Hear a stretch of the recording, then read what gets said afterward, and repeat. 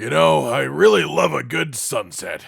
Me too! The way that the colors slowly drain out of the sky. And the way the monster's blood reflects the shifting skyline. But only the blood on the stone really has that perfect reflection effect. I'm not sure they know how insane they sound. Ladies, gentlemen, and monsters of all ages, a lot of the time they go unmentioned, unappreciated, and yet they are one of the most important aspects to your enjoyment when hunting a monster at any given time in any given way in the series. I'm talking about maps, people, the best environments ever created in the Monster Hunter series, the prime slaying locales, the top 10 maps in all of Monster Hunter, and of course, as this is my opinion, and I am a very biased person, you should probably take it all as factual statements rather than my personal thoughts, right?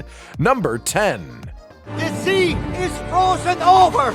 Yeah. Frozen Seaway. Why this map? Well, while Monster had wonderful snow map entries before the 4th generation, something about the Frozen Seaway has just always stuck around in my brain. I love the vibrant color scheme, the fact that it really just sort of digs into the concept of a fully frozen map and makes the thing literally entirely frozen over. Of course, there are also classic memories here for me, like my first time fighting Zamdrios, who I loved.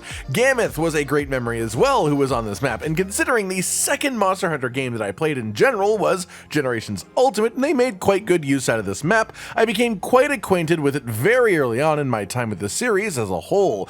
I love it, the way it feels from top to bottom. Number 9. Oh, the Great Flood. Flooded Forest 3rd generation. As much as this is, yes, a list of the overall 10 best maps in all of Monster Hunter, it also has to consider the time at which each map came out. When the 3rd generation hit, something like the Flooded Forest was totally mesmerizing in comparison to previous generation maps. Not to mention when you get to the whole concept of underwater combat and then transitioning from land to water mid-fight. This is genuinely one of my favorite things that I got to experience properly when going back to play Monster Hunter 3 Ultimate. While the Flooded Forest land-only experience in later games is pretty good, it's hard to compare to the version of the map that also lets you dive down under the water, exploring the beautiful seaside. Number 8.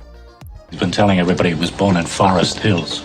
Forest and Hills. There's no way that you could make a list like this and not put this map on it. It is simply the iconic Monster Hunter map, the very first map that you walk out onto in Monster Hunter 1, and they brought it back for multiple generations afterwards as well, putting newer and greater threats to fight on it to give you more reasons to go back to the map that started it all. And as a somewhat basic concept of an area, it is actually really nice too. There are set zones with set concepts going on that dictate where you can find a monster depending on what is happening during the quest, with nothing but a little speculation based on the visuals of the areas themselves, and that is sort of perfect for what it needed to be. Simple, straightforward, and effective. Number 7. This forest is old. Ancient Forest. Now for another relatively basic map, being the first map in the new style of Monster Hunter Hunting Grounds, the full open style maps brought in the 5th generation with Monster Hunter World. To some people, this map is a maze, and yeah, there are a lot of pathways around, and if you want to get to the top of the tree, you do have to know your way around the place pretty well, but once you get used to the map, it's just a beautifully constructed and designed map. Environmental traps around, vibrant vegetation in a jungle setting, tons of different kinds of visually fitting wildlife, and all centered around a gigantic fuck-off tree, and I personally am someone who really loves gigantic trees, so yeah, of course I have a soft spot for the gigantic forest. Big surprise there. Number 6. In the misty mountainside, he's got shiny diamonds that he's got to protect. Misty Peaks. Now let's say right off the bat, most of this entry could be entirely about the turtle located right near the camp. It is the only turtle I'm aware of in the series. It isn't a monsterified turtle, it's just a straight up standard turtle. It moves not much, but it does move, so it is definitely alive at the very least, and I am just incredibly enamored with its general existence. But aside from that, this map just has one of the nicest color palettes of any of the pre-5th generation maps in my opinion. Everything really pops, and what is happening within the zones is pretty pretty neat too. Everywhere from the water cave to a river drainage outside of the cave, leading down a waterfall to the bottom, or alternatively deeper into a somewhat cut down forest, which leads to an area full of abandoned encampments. It tells quite a story very clearly, even without having the supporting quest of the game that was originally there to describe it. There was people who used to live here. This used to be a settlement, and now it is home to monsters of all kinds, one of which, of course, is Duramboros, and maybe he influences my opinion on it slightly as a result, just maybe. Number 5.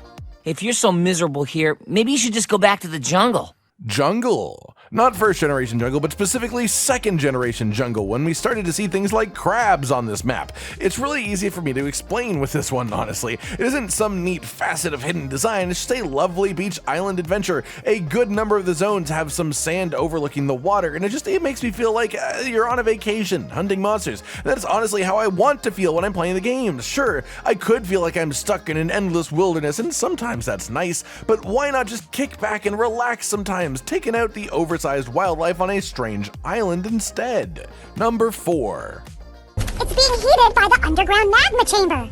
Lava Caverns. This Monster Hunter Rise map had me enamored very quickly. Volcano maps are a very interesting combat because in the past they have sort of been very one note, which is a note that makes sense, obviously. Volcanic rock, pools of lava, sheer drops, harsh environments, angry inhabitants. But the Lava Caverns sort of shook things up. Sure, there is a volcano and half the map is still like the things I've described, but it also branches out to show the effects of life in the environment growing beside a volcano. The way that certain creatures and plants actually thrive, feeding upon the types of things that a volcano spews up. The type of destruction that a volcano can cause can also birth really strong avenues for new life. So why not build in this whole hot spring area, put in a ton of water-dwelling monsters, and make the map a combo between a volcano and a beach, I guess. I love it. On top of that, Rise's map design I find a little bit hit or miss to an extent, which I mean I love the general principles at play, the freedom that there is, but some maps just feel a little bit more empty than others. The Lava Caverns, however, is a map that doesn't feel empty to me. Every area has a reason to exist. Every place you can stand has a reason that you may want to stand there. And in a game with as much freedom of movement that Rise has, that is very fun to be able to say.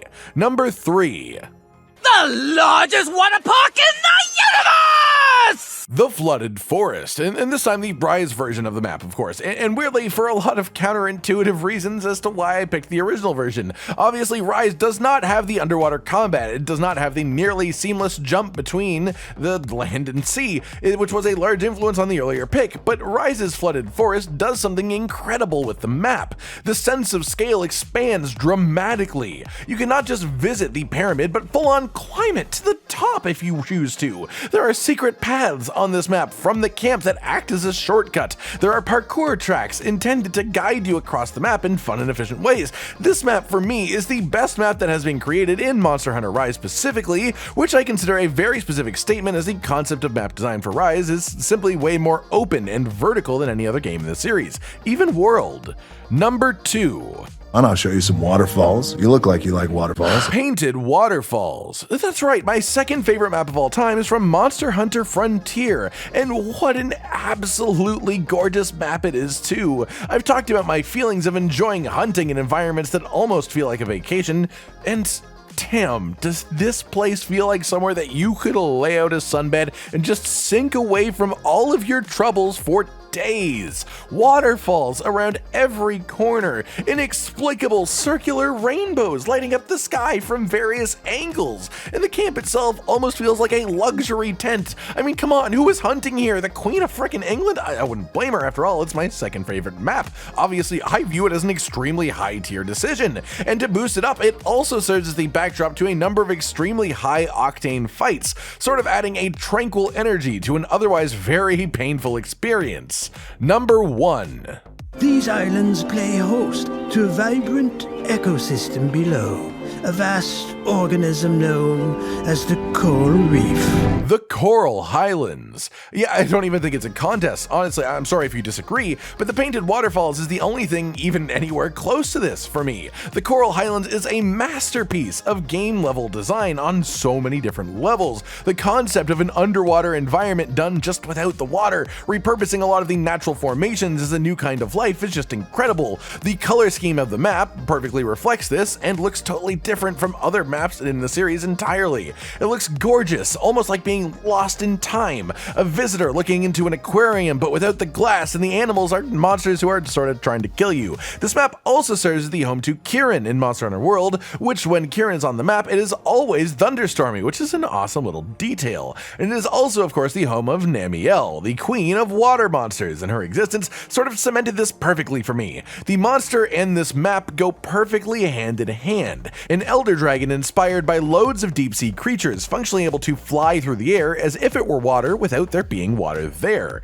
creating pools of water on the floor where there wasn't before, and making it feel almost like you're trapped in a water park you did not choose to enter, which is the perfect pairing to the vibrant but clearly dried out and dehydrated husk of an underwater utopia that is the Coral Highlands. This map is a waterless underwater experience in which Namielle is a deep sea based creature locked on land and even able to fly above it as if it was swimming without water, able to add water to the dried area, able to bend the water to her will. I love it. I don't think there is any better way for me to explain it than all of that. And that'll do it, everyone. I've been Cotton Dinosaur, and these have been my personal opinions on the top 10 maps in all of Monster Hunter. Do you agree with my list, or are there some that you would remove and replace with others? Like if you like the video, subscribe to the notification bell for more, and most importantly, ladies and gentlemen, until next time, stay sweet.